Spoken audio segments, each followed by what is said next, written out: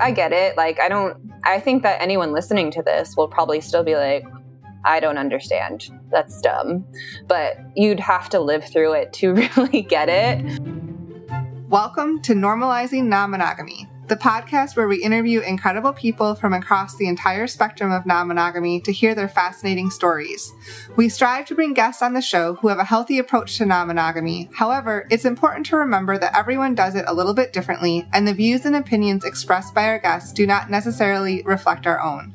Additionally, we produce this show for entertainment purposes only. Please be aware that we aren't doctors or therapists. Consult a medical professional for anything regarding your health that you might learn about on the show. Enjoy! Welcome to episode 119. We're Finn and Emma, and today we have an interview with Kerry and Andy, only it's told from Kerry's point of view, mostly to protect Andy's anonymity. Yeah, Andy's anonymity is new band name, Dibs. Yeah. But yes, as Emma said, it is just told from Kerry's point of view, but it's an amazing story, and we're grateful that the two of them were willing to share because it's vulnerable, and it's something that I think somebody out there who's going through something similar is definitely going to relate to this. Yes. And it is a difficult situation that they went through. And it's exciting that they came out the other side and they're in such an amazing place. Yep. So we hope you enjoy it. And again, thank you, Kerry and Anonymous Andy. She does have his full consent, by the way. Yeah. Only one announcement for today's show. We wanted to just announce our next Patreon Q&A. It will be April 22nd, which is a week from today, the release of this episode, at 9 p.m. Eastern and 9 p.m. Pacific. Yeah, we've been doing these every month for about, the last 10 months or so now. Since last summer, yeah. Yeah, and it's been great. It's been growing every month, and the community that we've been building around this has been fantastic. People are really getting into it, and we've been doing some special game nights and some different things to combat the social isolation that everyone's feeling right now. So we'd love it if you guys would take a look and potentially consider joining. The core of it is every month we do a live video Q&A where you join us on Zoom. You can ask questions. The whole community chimes in, helps each other, supports each other. And at the second tier, you can also be part of our ongoing MeWe chat group where people are constantly asking questions, helping each other out, and honestly sharing pictures of the food they cooked that day. Food porn. So yeah, we know that this time especially can be very difficult for a lot of you out there, and all of us are craving community and connection. So if that's something that sounds like you'd be interested in, go check out our Patreon or reach out to us too. Just send us an email you can find it on our website, normalizingnonmonogamy.com. You can send us an email or a voicemail. We do respond to every email and voicemail. So if you're feeling lonely or just want to say hi, please go reach out. Yeah, and maybe we could help find some resources or direct you in the way of some community. So thank you for that. Thank you for your support. And thank you for listening to us ramble for a second. And we hope you're staying safe and healthy and sane. And let's go hear what Kerry and Andy Anonymous Andy have to say. Let's go. Well, welcome. Yeah, welcome. And we're excited to have you. This has been almost, a year and a half in the making since first contact. Since you first reached out to us, yes. Yeah. So welcome, Kerry. We're excited to have you, and we're excited to hear your story. Thanks for reaching out. Thank you for having me. I'm excited to tell it. Yeah. Well, we know a little bit of background, and it sounds like over the last year and a half, you've sort of found yourself starting to explore a little bit of a cut queen dynamic. And that's a first for us, but it doesn't sound like it was a linear path to get there, and we're excited to hear about it. It was definitely like boulders, mountains, swimming through rivers to get there. But it was definitely an interesting story. But yeah, it's been really interesting and fun, and it's definitely a different dynamic than I'm used to hearing on your show. So definitely would like to kind of explain, and hopefully someone else can relate to it. And I'm not a total weirdo. No, definitely not. And we're excited to hear it. So are you willing to maybe take us back, and maybe before that, are you willing to maybe introduce yourself a little bit for listeners and who are we talking to? Sure. Yeah, my name is Kerry. I live in a big metropolitan area in the United States. I'm in my early 30s, and my partner is Andy. He is also in his early 30s. We are actually just a couple months apart. We met about 4 years ago now, just on a random night out at with some friends, and what kind of started as something really casual, just like a lot of relationships do, just ended up turning into, I guess, what we are now, which is a lot more serious, cohabitating with my 2 cat children. Yeah, they may make an appearance in the background. I can see the ears sticking up over the pillow. Yeah, she's a good listener. How long have you two been together? I mean, I say it's been the entire time since we met, but maybe like 3 years now. Okay. Yeah, officially. Initially, like I said, it was really casual, and when we first met, actually, we talked a lot about our sexual adventures. And in the past, I'm bisexual. I let him know that, and we talked a lot about that. I talked about a threesome I had in the past, and he was really interested and seemed really willing to kind of go there with me. And that was exciting to me. But as time kind of went on, things kind of changed. As we started to get more serious, I kind of wanted to dial things back, and I didn't want to jump right into letting somebody else come into our relationship when I was having stronger feelings for him. So we kind of dialed it back, and I let him know that, and it seemed to be fine. And our physical chemistry, just the two of us, was just incredible. It still is incredible, but we all know how the beginning goes when you just can't keep your hands off of each other. And that's pretty much how we were for a good 3-4 months. And yeah, so eventually it started coming up again, and having a threesome. Yeah. So we talked a little bit more about it, and he started asking hey, would you want to do it? And I was just really iffy. I would say maybe. We kind of were looking a little bit, but I just never felt really comfortable. And I think that was in part because we started to kind of have more arguments. We were fighting a lot, and I didn't know where it was coming from. I noticed that he would get mad over really small things, really minute details, and it just got kind of exhausting. And when you're fighting a lot with somebody, it doesn't exactly feel like the safest place to start exploring with somebody else. Oh, no, not at all. Absolutely not. So eventually got to the point where we had a very specific fight one night about threesomes. And he was like, why would you do it before, but you won't do it with me? And I couldn't give him an answer that really made sense to me at the time, or to him. And he ended up saying, well, if you don't do it with me, I'll go find 2 other girls to do it with. And that broke me, because that was one of the first major fights that we had, and 2, just really threatening. And I mean, any normal person at that time, in my head, would probably be like, well, fuck this, I'm out then. But I just cried instead, and I broke down, and he apologized. But after that, I kind of noticed he started acting funny, and he would be very protective of his phone. He would just be acting really suspicious, and I can't really explain it. I think every girl who's gone through this before, just they just know when something's up, that something's up. So I ended up finding out that he was cheating on me, and it had been going on for quite a while at this point. So I found out 6 months after it started, because I finally just did the did the detective work and broke into his phone, and I found the evidence and I put it in front of him. And this was probably about a month or a year and a half into the relationship. And yeah, that's kind of what ultimately led us to,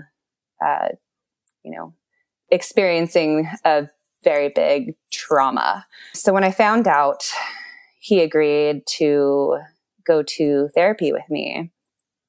And I was just in my head thinking, man, I'm just one of those girls that you see on TV, or maybe we all have that type of friend that just stays with the partner when they shouldn't, and they try to make it work. But I can't explain why I stayed, but I just loved him. And I don't think he was particularly happy either. Like, we were constantly fighting.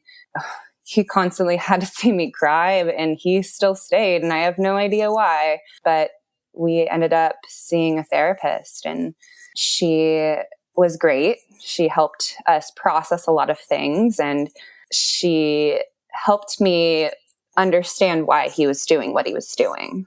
It turned out that because he came from a very interesting upbringing, his family were immigrants. There's a big immigrant community where I live, full of people who are from his same culture. They're like European Catholics, much different than American Catholics. And just the men in his community did not value women or treat them with much respect. So he was constantly seeing his family members, friends, just other men in the community cheating on their wives. And he just thought that was a normal part of life.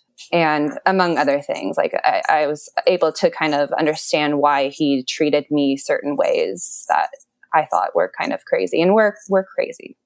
Yeah. Right. So after going through that with you, I guess, did you see a shift, or has there been a shift in his approach to the relationship? Well, totally. So one of the questions she actually asked us during a session was, have you guys thought about being open? And me being hurt still and just very sensitive at the time, I was pissed. I was like, why the fuck is this bitch asking me if I want to be in an open relationship after this man just cheated on me and shattered my entire life? And we actually stopped seeing her because she said that. And it wasn't until a couple months later that I was like, you know what, she's right.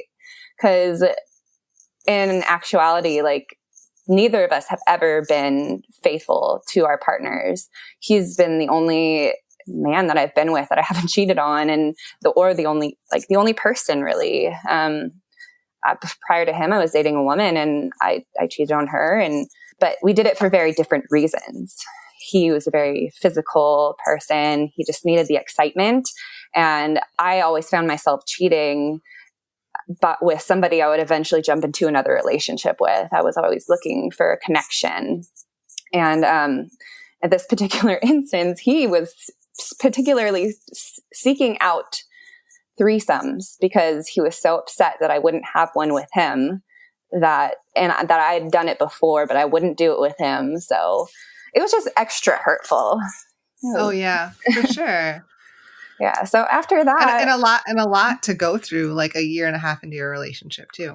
Yeah, exactly. I'm just one of those crazy girls that stays in just a bad relationship that was, chasing just the several months that it was good. Right. Well, I mean, I guess just before we go further into the story of maybe the non-monogamous journey that we're assuming you go on together. I mean, are you, like, you say, like, I'm the crazy girl who stayed.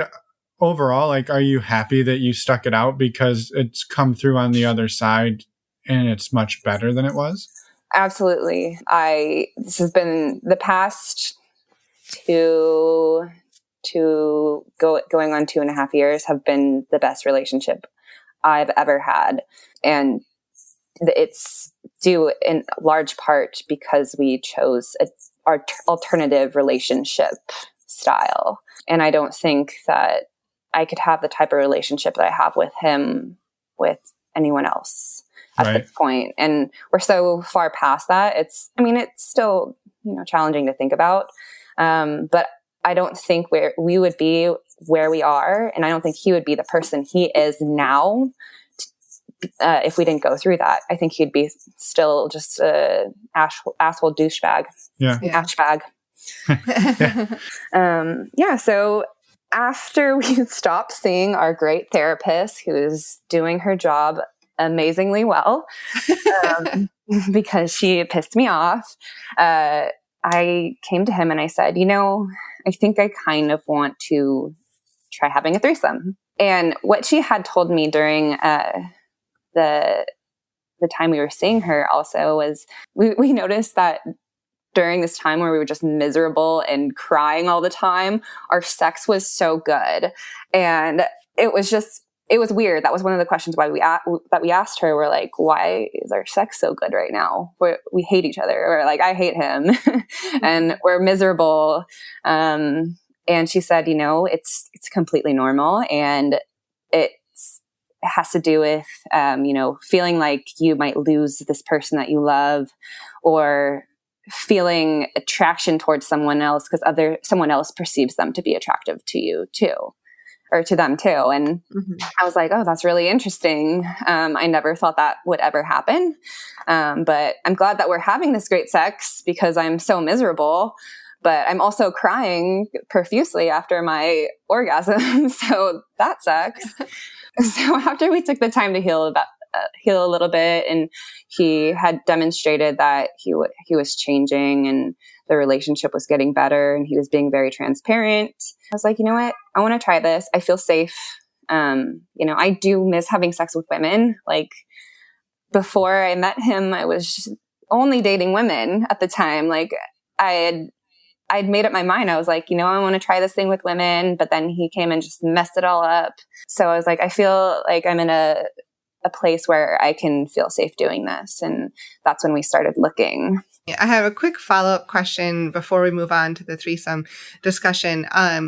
While you were going through all of this, I know you said in your head, you felt like just the stupid girl who's staying in this relationship, right? Mm-hmm. Did you have you obviously had support from this therapist who sounds like she was mostly amazing. Mm-hmm. Did you have support from other people in your lives, or was everyone else telling you that you're silly and stupid for staying too? I didn't tell anybody else what had happened. I was ashamed, and I had already made up my mind that I was staying with him, so I didn't want their judgment. And that's fair.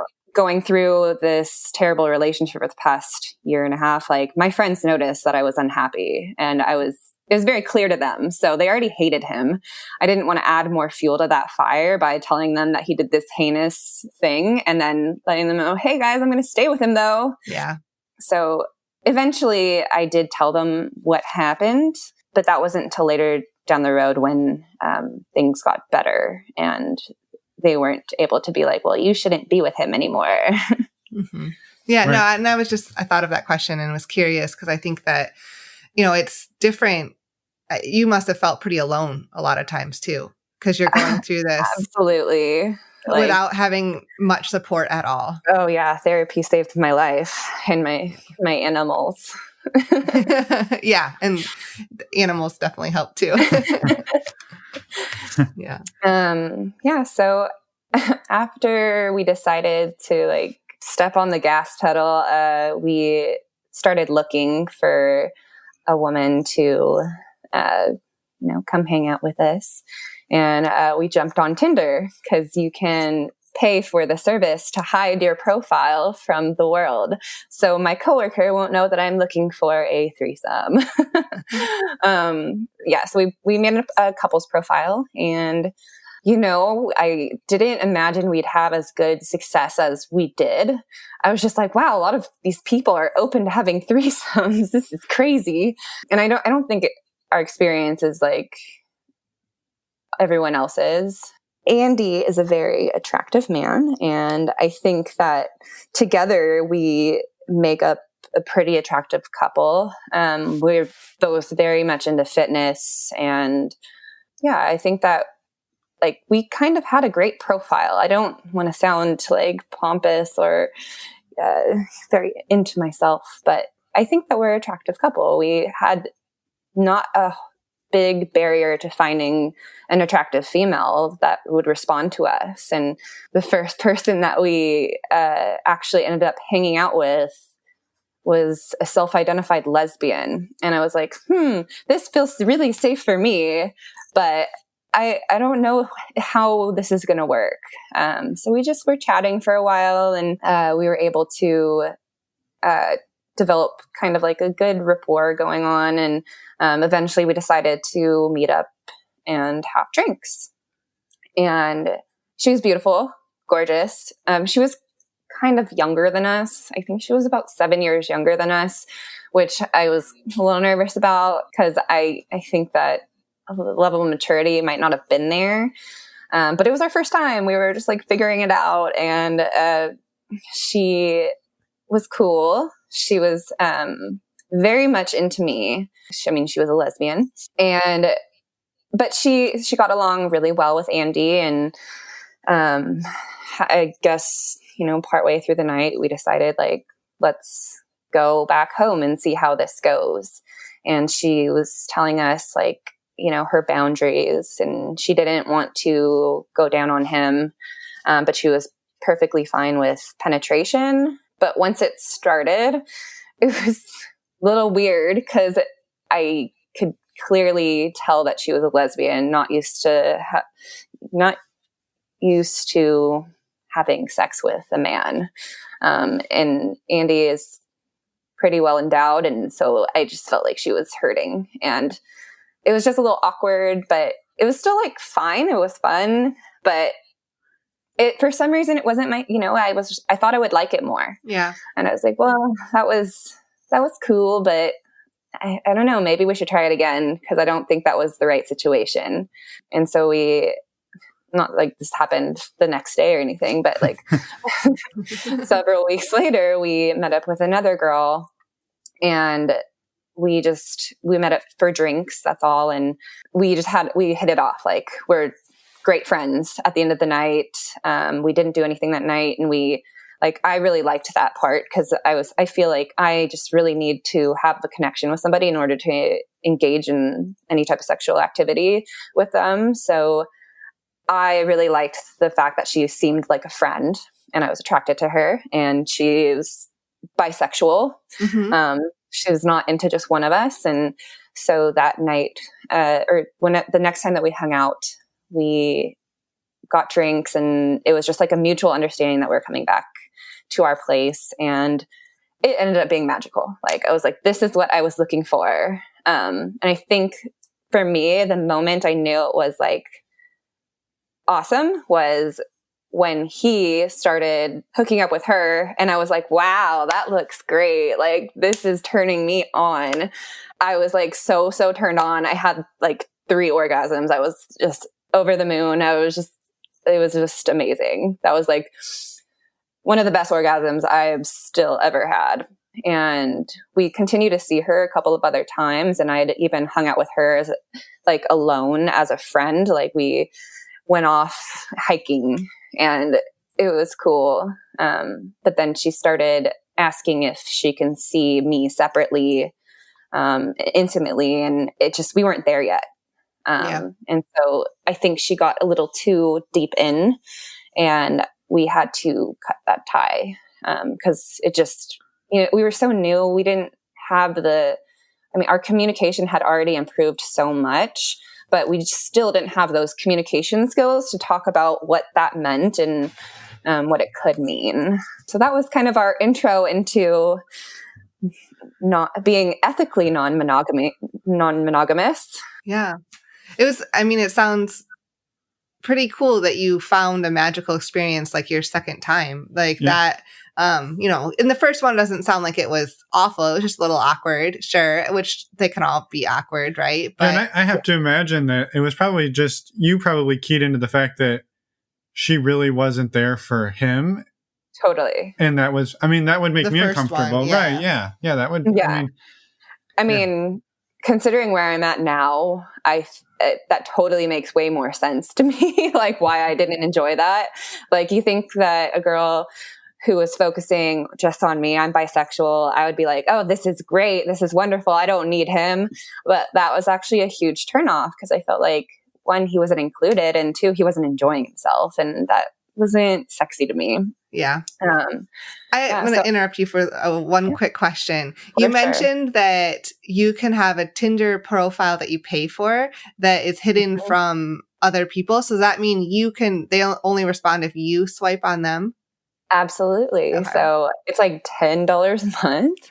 And if they can't see you unless you swipe on them. So I mean, I definitely have swiped past people that I know, and I'm just like, thank God I'm paying for this, because this would be awkward when I see you at work tomorrow. So I think that's a good tip for people out there that are looking to do the same thing. Yeah, we haven't used it. We intentionally do not use most other platforms because there is not that privacy wall.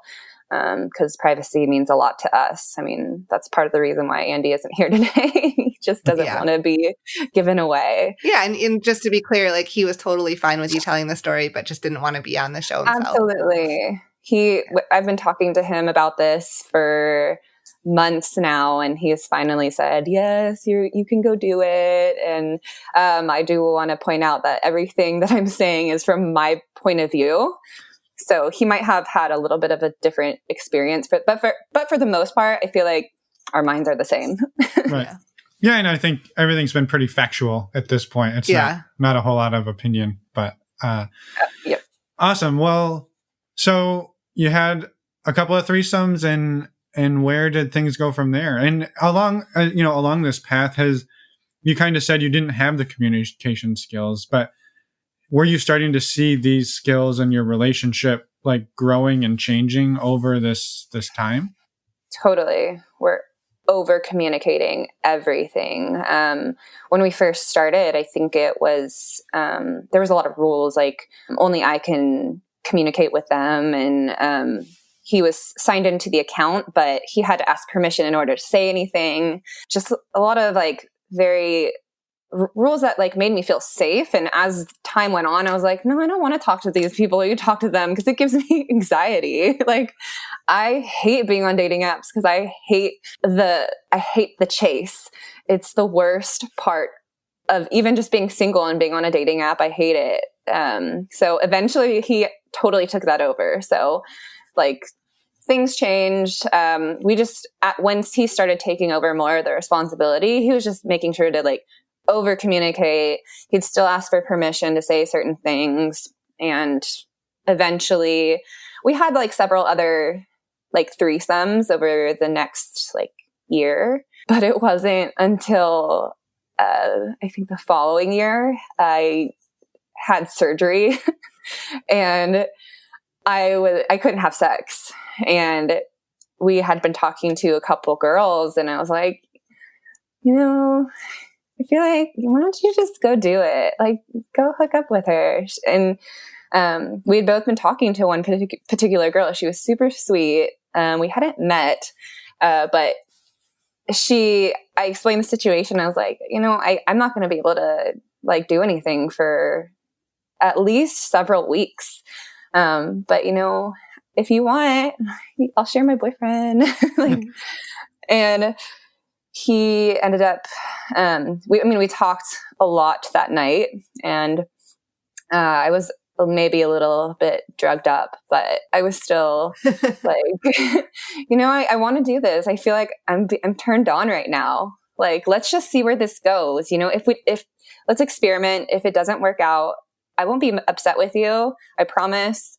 But if we don't like it, we're just not going to do it again.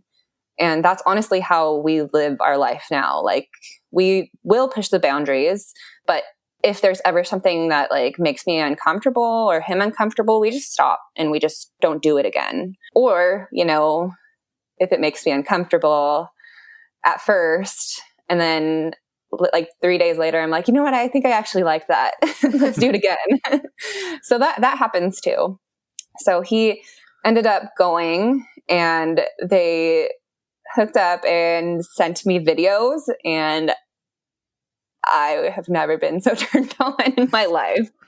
Like I felt so weird after that, but thank you to her. She was like totally okay with sending me videos and like making me feel included. And I mean, I still have one of those videos. It's still like some good material.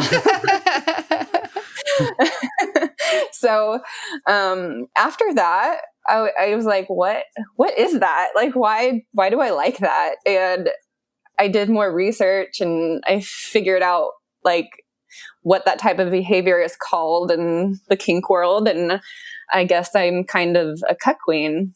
I enjoy watching my partner with other women.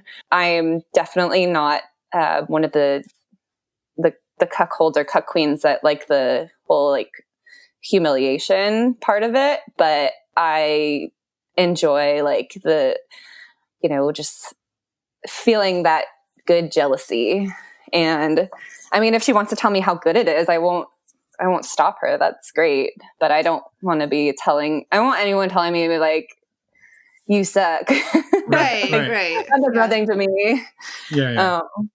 Yeah. So that was really the first time. And it's kind of just like grown from there. I think the next time was when we were trying out Cassidy, based on y'all's suggestion. I used your code. Thank you very much. You're welcome. Hopefully it was a success. Otherwise, that's not our fault. Well, I mean, it had a success, but it ultimately, I don't think it was the right vehicle for us, but we ended up, trying to say like, maybe this can work for us. I'm not interested in being with other men. And so we kind of just put it out there on our profile, like, hey, I am down to play with other women, or if other ladies have a hall pass, feel free. Like here he is. And, we got a response from an older woman and she was a very like beautiful lady. She was going to be in our area, and she was very sexual. Like her profile was clearly very sexual, and we talked back and forth to her a little bit, and she actually jumped on a Skype call with us, and I got a chance to meet her. I was really sick at the time. I had the flu, and she was like, oh, well, you're a beautiful girl. Like, too bad you won't be joining us. And they did that again, and they sent me videos, and it was great. And that's not to say that there were no hiccups at all. Like that night in particular, I was like, man, why is he taking so long? And I was starting to get nervous. I was getting anxiety. And when he came home, he was just like, I'm so sorry. She talks so much. Like I could barely get a word in. But after each of these instances, he came home and he was just like straddles me, hugs me, and is like, I love you so much. I just want to be with you. I love you so much. And like so it was like, I never felt bad about it. Like I was never jealous. I mean, I was jealous in a good way, but I was never like threatened, I should say. It was just really sexy. Mm-hmm. And that's kind of where we are today. Like, and it sounds like he's done, I'm sorry to interrupt you, but it sounds like he's done a pretty good job, reassuring you. Oh yeah. He is so concerned with my feelings, and he would not do it if I didn't push him out the door. Like he always just makes sure like to ask before he leaves, like, are you sure about this? But are you really sure? But really, are you really sure? And I'm always like, yes, go. If I didn't want you to go, I wouldn't want you to go.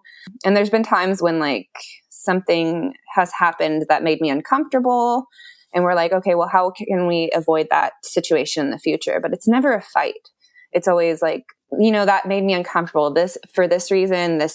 Like, I think that we shouldn't do this moving forward. And he like agrees, and he has his own suggestions. So I think that our communication now is just like the best. Like, I can't even attribute it to anything other than our journey through non-monogamy. It's just, And I hear that a lot on your podcast. I think everyone, it's just like don't go to therapy, just have threesomes.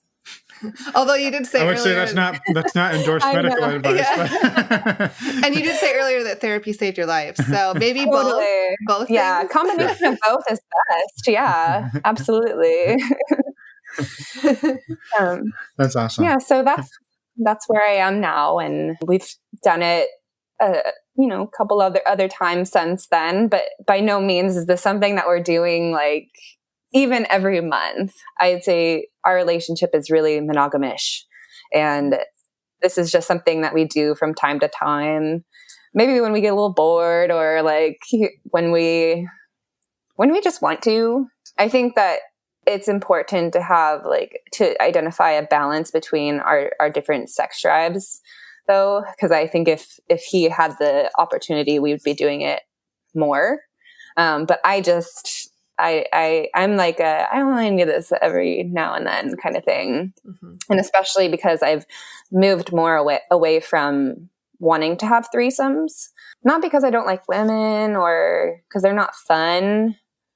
I think my sexual preferences have just changed. And ever since we kind of lit that fire with my kink, it's kind of hard to go back when I can't fully enjoy the aspect of it that I want to enjoy. Like I just want to watch.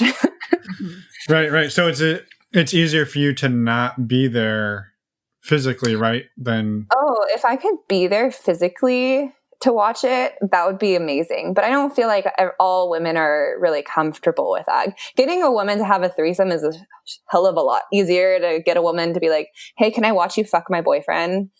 Like it's a little weird sometimes, and they just kind of unmatch you. Right. So have most of the experiences then been you're there and it's a threesome, or do you just oftentimes have him go and you stay back and hear about it later? So most of our experience with non-monogamy is threesomes. I'd say majority of the cases. Right. But the majority of the times when we're satiating my kink, it has been him doing it alone. There's only been one girl who's actually my favorite that has let me be present, but I've also wanted to partake in that situation. Like, it was one girl that we met together, and she's just beautiful. Like, I love her as a person, and as a lover, she's just really like great package. You guys should talk to her. Yeah. So when we met her, she was new to having threesomes, but she was really like interested in exploring her bisexuality. She's just a really sexual person. And we met her and we're like blown away when we met her like in person. And when we went back to our place, I was kind of explaining to her like my kink. And as she got to hear more about it, I feel like she was deliberately trying to like make that happen for me. So while we did all engage in sex together, halfway through the night, like I'm making us all snack because sex makes you hungry. That's true. So I'm making a snack and I like look over to the couch and I look over and she is just going down on him, and he's just looking at me in the kitchen from the couch, just like smiling and nodding. And I was just like, oh my God, like, oh my God. It was like the most sexy thing in the world. I finished what I was cooking. And I think I was actually deliberately taking my time because I was just like wanting it to happen more so I can just watch. And then they go to the bedroom and like, I just stayed out of it for a while, and she like was fine with that. And I think she actually even liked it a little bit, just kind of voyeuristic. And, she's definitely our most regular partner. And since then, I think we always just engage in it together. But that was really cool of her. And she's totally down to help a girl out. It's good to have a wing woman. Yeah. It is. She's the best. So I mean, maybe one thing that people have a little hard time like wrapping around is that like you started from a place of like trauma, like you said, right? The infidelity and the I'm going to leave you and go have threesomes without you, and then coming all the way full circle to you're in such a place now where there's enough trust and communication and everything to where like you want to encourage this person who cheated on you to go and do the thing that was so hard to have happen, 2 years before. Yeah, to a lot of people, it'd be hard to wrap their mind around that. And I can understand that. Like, looking in at our relationship, if I were to explain this to somebody, I know that they would think I was dumb. Like, there's no doubt about it. But I now see, like, after going through what I went through, and I know this is the best possible situation for both of us. I think I had always been open to being open, but I'd never felt safe enough to do so. And I don't want to tell anyone that change is like going to happen for anyone, because I honestly think most people don't change. I got really lucky with Andy that he did change and he kept all of his promises. And since then, we don't hide shit from each other. I know where he is at all times. I have his location on my phone. I have all of his passwords. I don't ever use that anymore. I might have at first, but he really took the steps to rebuild that trust. And after figuring out like that I have this kink, it made sense why we were having such good sex after we had gone through that trauma. Like, I was processing all these women having, had their way with my man, and I sexualized it. And I feel like that's more powerful than being hurt by it. Like, I took something that hurt me and now it's something that I enjoy. So I get it. Like, I think that anyone listening to this will probably still be like, I don't understand. That's dumb. But you'd have to live through it to really get it. And even recently, like, my friends who once hated him have come to me and they're just like, he's changed so much and I'm so happy for you. This is the guy I'm going to marry. So if anyone that knows me knows that I am now a happier person than I've been ever. Yeah. Yeah. That's awesome. And have you seen changes for yourself? Like, you said, right, you're happier now, but have you seen other shifts in who you are through this journey? Yes. I don't take shit anymore. I feel like now I feel strong enough to communicate with him when I feel like he is being an asshole, and I'll articulate why. We use a lot of the tools that our therapist gave us. So therapy is important, but I am able to articulate myself better than just like breaking down and crying. I am more honest. I value my relationships more. I am I make sure that both of us as a couple are very respectful to women. Not that we weren't before, but like, I just witnessed the change in him compared to like our initial first year. Like, he is so respectful to all these women, and it means a lot to him to be respectful to them too. Like, he makes an effort, and I'm just having more fun. Like, I feel sexier. Like, it's hard to be in a long-term relationship because you lose that fire, and I've gone through that before.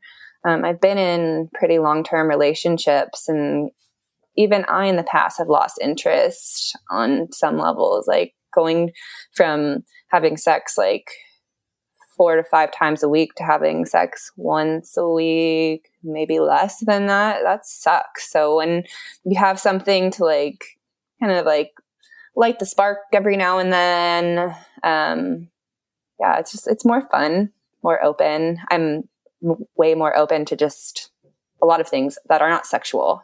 Yeah. Yeah. Yeah.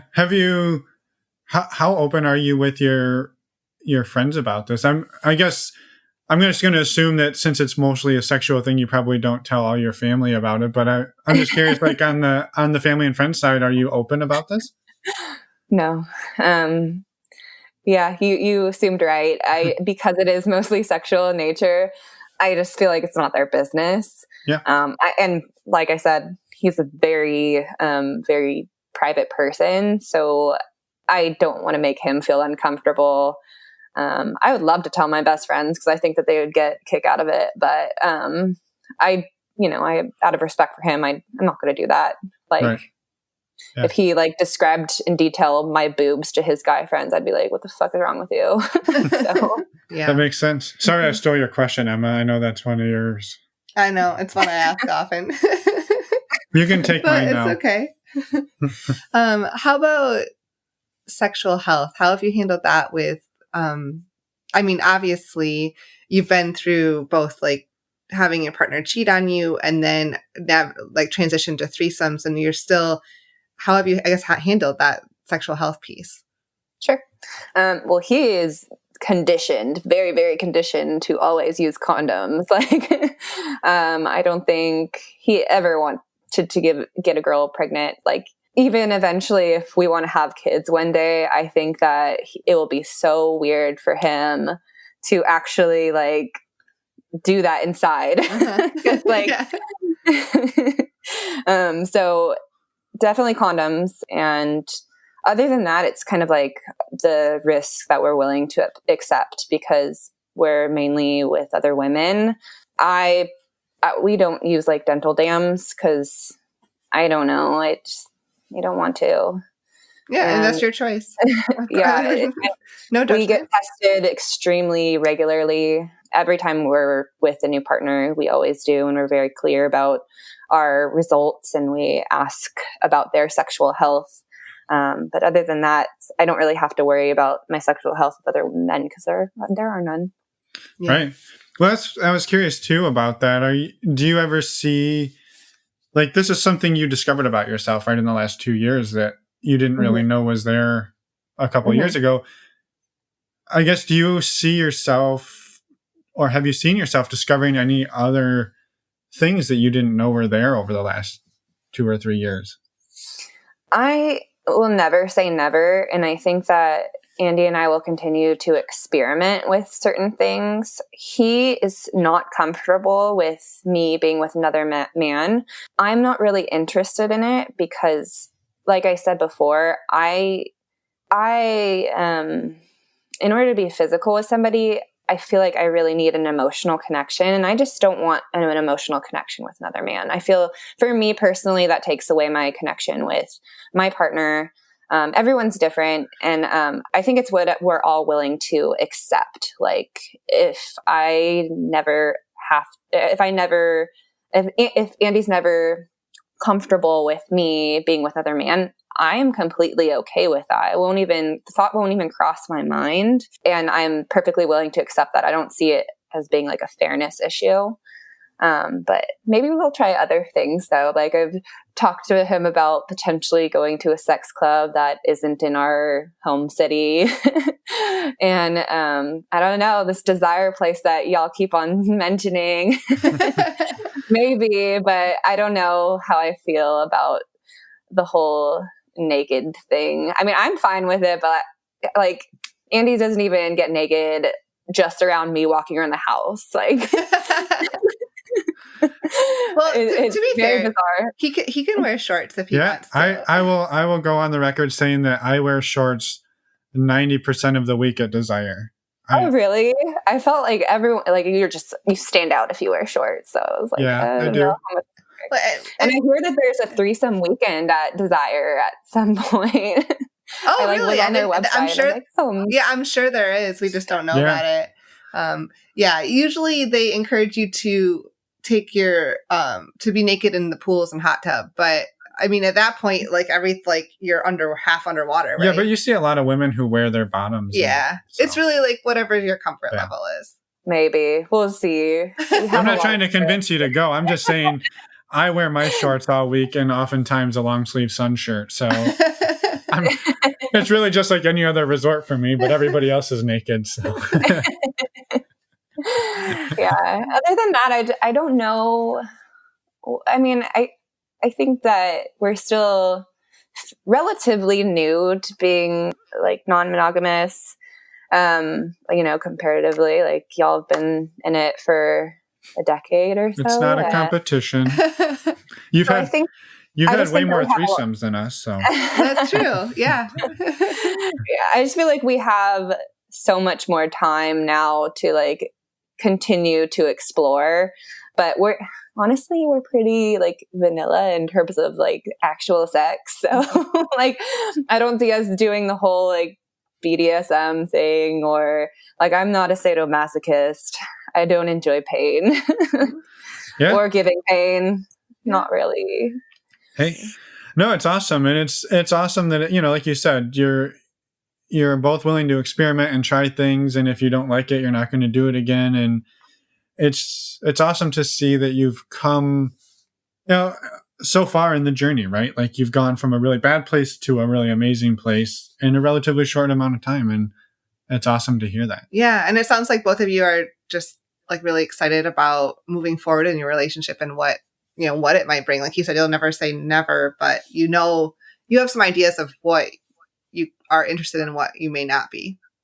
Yeah. I mean, and I feel like talking about it, it seems like we do a lot more than we actually do. Like, for example, right now we are pretty monogamous. Like we go through phases, and I think everyone kind of does. But yeah, I mean, life is like there's a lot of things in life, right? And sometimes you're just busy with other things. Yeah. And like sometimes if we're not feeling super like confident physically, right after Christmas, after you eat like 7 pies, like I don't really want to have a threesome or be naked with even my partner. So I think that times change, and like maybe once I'm feeling more sexual with women again, that will change and I'll want to have more threesomes. So Right. Awesome. Mm-hmm. Well, is there any final thoughts that you have that you'd like to share, or kind of wrap things up for us, and we'll let you get along with your evening? And I mean, I just want to say thank you to you guys, because you guys started your podcast right around the time that we started to explore things. And so listening to your episodes of like really put things in perspective for us. Like we've sent each other multiple episodes of them, and we're like, yeah, this doesn't make like 100% sense, but like I'm taking bits and pieces, and it really helps. And I mean, Dan Savage is awesome. I'm not a book reader, so I haven't read any of those. I actually downloaded what's it called, like Tristan Taormino's book, Opening Up, yeah. Or The Ethical Slut, and I didn't read it, but I want to. It's the intention that matters. Exactly, that's what I always say. Awesome. But yeah, other than that, that's just us. So thank you guys. Oh, well, thank you for sharing your story. And again, we're hopeful that somebody out there resonated with them, and that maybe they'll come on and share as well. And I think that's the thing, that when you reached out and you said, we haven't heard anything like this. And we struggle to find stories like this. And I guess just for everybody that if you're feeling that way about your story and you think it would be helpful to share it, I mean, this is a great example. So thank you for being willing to do that. Absolutely. Anytime. Yeah. Oh, real quick. Do you have any funny bloopers that you can think of off the top of your head that you'd want to share? I'm sure I can. Oh yeah. There was one time when we had met this like great girl, but it was like kind of hard to nail down a time with her, like kind of wishy-washy, and we had been drinking. We'd been doing some day drinking on this particular day in question, and like after you come home and you like put your night clothes on and you're like ready for bed-ish. You're just like, get ready to relax. You've been drinking. You're really tired, like really, really tired. This girl hits us up at that very moment when I'm like, oh, I'm relaxing. And she's like, hey, like, do you guys want to hang out? Like, I'm down. And in being in a couples dynamic, like if a beautiful girl is telling you that she wants to hang out, like those times are elusive. They're fleeting. So you have to say yes most of the time. So I was like, yes, how am I going to do this? Oh my God, I'm so tired. So I go to the kitchen and I start taking shots because that was what made sense to me. I was like, I'll wake up if I take like 3 shots right now. And that seems logical. By the way, that seems very logical. Maybe you could take espresso shots. That would be better than. Yeah, dumb. But I took several shots and we went out and I was fine. Like I was like, it did work. I was awake, but I was a little drunk, and we proceeded to have another drink with her, come back, and then we were drinking more. And I just blacked out and I passed out naked on the couch in the middle of the threesome. Well, it could have been worse. And those moments when you wake up in the morning after having blacked out and your eyes shoot open, and I just turned to Andy and I'm like, what happened? It's like, wait. And it's all flooding back to me like, oh, we met up with that girl last night. Oh shit. I don't remember, where is she? And he just like let me know, like, yo, you passed out like naked on top of her nipple. And that was pretty embarrassing. I had to text her and I was just like, I was like so embarrassed. But I guess that's a blooper. Yeah, no, that's a funny one. I mean, I will say though, in a weird way, I mean, maybe it was, you got to experience the cut queen piece, right? Like you were blacked out and he got to do his thing. So you were there and not there all at the same time. But she didn't get to watch. Well, but that's I think I actually ruined the moment after that. You got to power through those moments. Like you would. Yeah. Awesome. Well, thank you for sharing that. Yeah. Self-deprecating story. We appreciate it. Yeah, we appreciate your humility. We're all human. We all make mistakes and do funny stuff. I don't like it when anyone humiliates me. I just like to humiliate myself. Hey, I'm with you. That's the type of queen I am. There you go. That's a very unique fetish. I want to humiliate myself in front of you. Perfect. Exactly. Awesome. Well, again, thank you for sharing and for everything. And we're excited to have met, and maybe someday we'll get to talk to Andy if he's ever feeling gregarious. Yeah. I'll let him know you said so. I'm sure he will hear you. Yeah. Hear it. He will. Straight into his earbuds. Yep. All right. Well, thank you again. Thank you to Andy for letting you share, and we will be in touch. Yeah. Have a wonderful night. You too. And we're back. Thank you to Kerry and Andy for being vulnerable and reaching out to share this amazing story. Yep, it was great, and we're excited to get it out there in the world. And again, it's one of those that we know is going to help somebody out there and give hope to somebody who is probably going through a difficult situation. So thank you again. Next week, we have a fun interview, a crazy hoo boy. Yeah. It's a doozy. Hold on for this one. It's a doozy. Laura and David take us through their story, which is amazing. Also, it's just amazing. Kind of a story of what not to do, in their own words. Yeah, they said it, not us. But it is great, and they're great people, and they're doing great work in the community. So come back next week, listen to that. In the meantime, head over to our website, check out, previous episodes, pictures of our guests, resources that we recommend, and again, maybe check out the Patreon community, see if it's a fit for you. Or reach out to us. Yeah, say hello, and we will say hello back. Our website is normalizingnonmonogamy.com. And with that, we will see you next week with Laura and David. Bye, everyone. Thanks for listening.